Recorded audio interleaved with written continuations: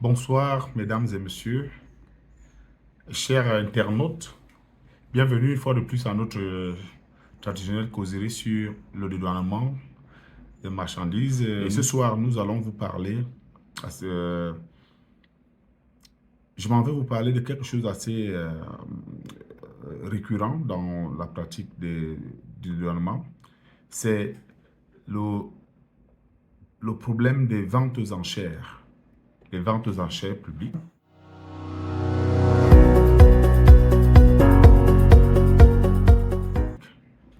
Il est euh, courant de reconnaître et de remarquer dans notre environnement des plaintes, les plaintes des usagers ou bien des importateurs qui parfois indiquent que leurs marchandises ont été vendues aux enchères de façon abusive, d'autres qui reviennent demander des remboursements pour des droits de douane qu'ils ont payés sur des marchandises qui ont été vendues aux enchères, quand bien même ils les ont abandonnées au port sans les dédouaner complètement.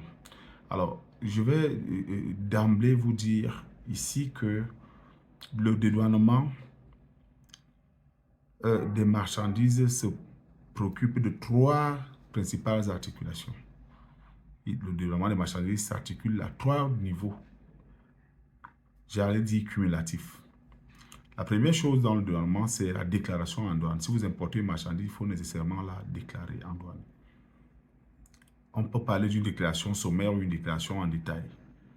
La déclaration en détail, c'est de donner tous les éléments qui encadrent une déclaration en douane, à savoir, grosso modo, on va parler de la valeur en douane, l'origine, l'espèce. D'autres vont parler de mettre la valeur RVC, tout ce que vous voulez. Dans tous les cas, la déclaration en douane en détail est bien connue. Donc, il faut faire la déclaration en douane. La deuxième étape, c'est le paiement des droits et taxes. Et il y a une étape que beaucoup semblent ignorer, qui est tout aussi importante et primordiale, c'est l'enlèvement des marchandises. Ça veut simplement dire que si vous avez fait la première, la deuxième et que vous n'avez pas fait la dernière, votre marchandise n'a pas été dédouanée. Vous savez qu'il y a un principe sacro-saint en douane qui dit que c'est la marchandise qui paye les droits et taxes. Ce n'est pas l'importateur, ce n'est pas le propriétaire. La marchandise elle-même est le gage des droits et taxes. C'est-à-dire que tant qu'il y a marchandise, il y a les droits et taxes sur la chose. Alors, ce qui se passe, c'est que la plupart de nos importateurs font venir des produits et parfois ils se débrouillent à payer les droits et taxes. Ils déclarent, ils paient les droits et taxes. Cependant, par faute de moyens, ils ne les enlèvent pas. Les moyens sont de quel ordre? C'est généralement les moyens qui ne se rapportent même pas directement à la douane, c'est-à-dire les surestaries et les stationnements qui sont souvent greffés à la marchandise, ou bien les manutentions et autres. Toutes autres taxes qui se greffent à la marchandise, qui ne sont pas des taxes douanières, mais qui sont parfois des taxes portuaires. Alors, l'usager qui a payé, qui a déclaré première étape, qui a payé les droits et taxes, il s'imagine que ces marchandises ne sont plus éligibles aux ventes aux enchères. Or que non. Comment ça va se passer? Très rapidement, je vais vous parler de la procédure, d'une procédure qu'on appelle la mise en dépôt.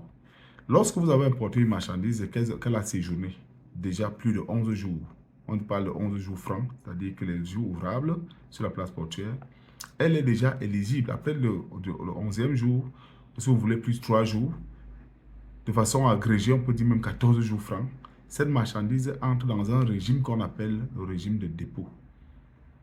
Et ces dépôts, les marchandises vont séjourner dans ces dépôts parce qu'en réalité, on les enregistre on prend un registre au bureau, on les encadre là-dedans, on les énumère là, ou bien on les met sous forme électronique dans ces registres-là, et elles vont séjourner dans ces registres pendant 90 jours. Passé 90 jours, passé le délai de 90 jours, vos marchandises sont déjà susceptibles d'être vendues aux enchères. Je répète que les marchandises, lorsqu'elles ont séjourné 90 jours dans le régime de dépôt, sont susceptibles d'être vendues aux enchères publiques. Même si vous avez payé des droits et taxes, même si vous n'avez pas enlevé ces marchandises sous douane, elles sont susceptibles d'être vendues aux enchères. La douane est donc le garant de cette opération. Et donc, ce qui se passe, c'est que certains importateurs vont déclarer les marchandises, vont s'acquitter des droits et taxes, moyennant des quittances, et vont les abandonner sur la place portuaire pour des raisons qu'on ignore souvent, mais que j'estime être de l'ordre de l'absence d'une planification appropriée. À partir de cet instant, la douane va donc présenter ses marchandises au juge du tribunal compétent qui va délivrer une ordonnance de vente aux enchères. Cette ordonnance sera rendue publique et les marchandises seront vendues aux enchères conformément à la procédure qui est généralement mise en place. C'est-à-dire on va faire, les marchandises seront vendues selon les modalités de l'adjudicataire qui donne l'offre la plus élevée.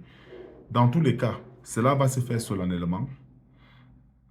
Et ce que je voulais dire à ce niveau, pour qu'on se comprenne très bien, lorsqu'on a publié le projet de vente aux enchères, l'ordonnance, lorsqu'on a dit tel conteneur sera vendu aux enchères tel jour, telle voiture sera vendue tel jour, l'usager, l'importateur, le propriétaire de la marchandise initiale peut encore passer par une procédure qui est très déterminante pour s'éviter de voir ces marchandises être vendues aux enchères, qu'on appelle l'opposition aux ventes aux enchères. Il adresse simplement donc un courrier au chef de secteur du lieu des opérations pour indiquer qu'il est prêt à finaliser son opération et qu'il ne voudrait pas que ces marchandises soient vendues aux enchères telles que initialement programmées dans l'ordonnance. À partir de ce moment, il reçoit une réponse de la douane via le chef de secteur qui devait procéder aux ventes aux enchères, qui va lui nécessairement, dans tous les cas, le chef de secteur ou bien la douane ne peut pas s'empêcher d'accepter cette proposition de finaliser l'opération. La seule chose, c'est qu'il faut faire l'opposition aux ventes aux enchères au plus tard la veille des ventes aux enchères. Parfois aussi, on tolère même très tôt en matinée, mais je vous dis réglementairement parlant, il faut le faire au plus tard la veille des ventes aux enchères parce que très souvent le matin, on commence déjà à ouvrir les conteneurs avec l'huissier pour procéder à des... On fait des colis, des tas, des tissus, on organise les quantités à vendre, à proposer. Donc, il faut le faire. Dès qu'on l'a fait, votre marchandise ne sera pas vendue aux enchères. Sous réserve de ce que la lettre va vous préciser le temps que vous avez pour finaliser l'opération. Et à ce moment-là, votre marchandise est à l'abri. Si vous ne faites pas une opposition de vente aux enchères, vous ne pouvez pas, vos marchandises seront légalement vendues aux enchères et il n'y a pas une autre méthode, un autre moyen pour faire marche arrière. Certains vont donc faire quoi? Ils vont laisser les marchandises dans l'espoir qu'eux-mêmes viendront les acquérir aux ventes aux enchères à vil coût, à vil prix. Quand ils ont raté cette opération-là, ils reviennent plus tard demander qu'on revoie sous forme contentieuse, qu'on leur restitue les droits de douane. Ça n'existe pas, qu'on vous le dise. Que quelqu'un ne vienne pas vous prendre des sous au quartier en vous promettant qu'il va étudier le dossier, il va voir je ne sais pas quelle autre hiérarchie. La loi est claire. Si vous n'avez pas fait l'enlèvement des marchandises, vous pouvez vous référer aux articles 111 et 112 et suivants du Code de douane CEMAC. Si vous n'avez pas fait enlever vos marchandises, elles sont susceptibles d'être vendues aux enchères à partir de 90 jours de leur entrée dans le registre de dépôt. Et le dépôt, on entre dans ce registre-là, ces marchandises sont inscrites là-bas 11 jours à 14 jours francs après l'importation, après leur arrivée dans le port, au port ou bien à l'aéroport. Donc voilà comment cela va se passer et ce que j'invite les gens à faire, c'est de ne pas perdre les sous dans ce cadre-là. On conçoit donc mal qu'un individu qui a importé ses marchandises a payé les droits de douane, les abandonne pendant 90 jours, plus les 11 jours, ça fait pratiquement 4 mois. Et par expérience même, par observation ou bien à titre de remarque, très souvent la douane laisse encore plus de 10 jours, si vous voulez, peut-être parfois 20 jours ou plus, avant de publier les ordonnances de vente de telles marchandises après 3 mois. Ça fait 90 jours, 3 mois, 14 jours, pratiquement un demi-mois. Donc, après 5 mois, 4 mois, 5 mois, il n'est pas concevable qu'on laisse encore ces marchandises séjourner en douane. Il n'y a pas une réponse positive à ce genre de données. Alors, chers importateurs, je vous invite à éviter les ventes aux enchères. Les ventes aux enchères sont assez risquées. Quand bien même vous avez des moyens d'aller vous battre au niveau des jours de la vente, ce n'est pas sûr que la marchandise va vous revenir. Et cet élément m'intéresse et je voulais que nous partagions cet aspect des choses aujourd'hui pour vous éviter, comme j'ai dit dans cette chaîne, de tomber dans les mailles de ces pratiques.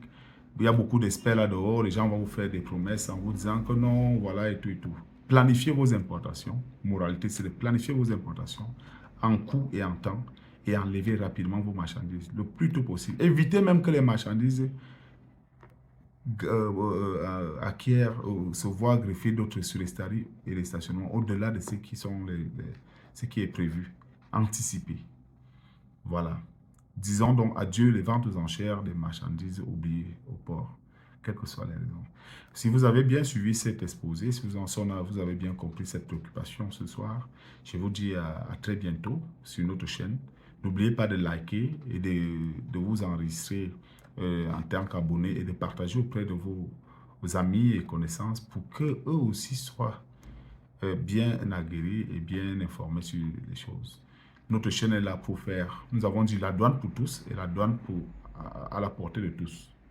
Nous ne voulons plus que les choses soient mystifiées, les gens qui gardent des secrets, qu'ils estiment qu'ils ne veulent pas, et qui les vendent au détriment.